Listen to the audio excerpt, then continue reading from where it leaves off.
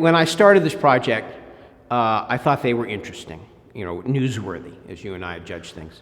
They were newsworthy. When I started, they were newsworthy stories, different than what I'd seen in other places. And that didn't mean that they were good or bad, just that they were something that people might be interested in and be interesting to write about.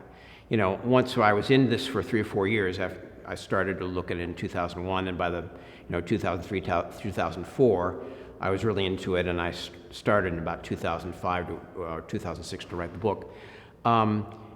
It was clear to me, not only were they the most interesting thing happening in public education, but they were the most important thing. We had people also arguing for vouchers as a way to reform schools, but I thought that was a dead end because that required you to have a critical mass of private schools that had space for kids with their vouchers. I didn't think that you were ever going to have that in large enough numbers, but charters had a wide open sky ahead of them. If they removed the laws that cap charters, you could have an infinite number of new charters built if you wanted to, if there was demand for them.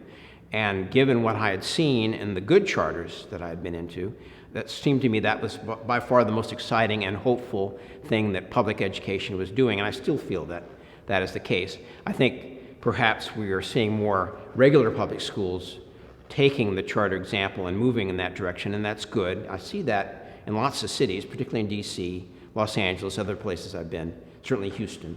But the fact that you can continue to build more charters if they're needed, if there's demand for them, strikes me as the greatest hope we have for changing the nature of public education in the United States.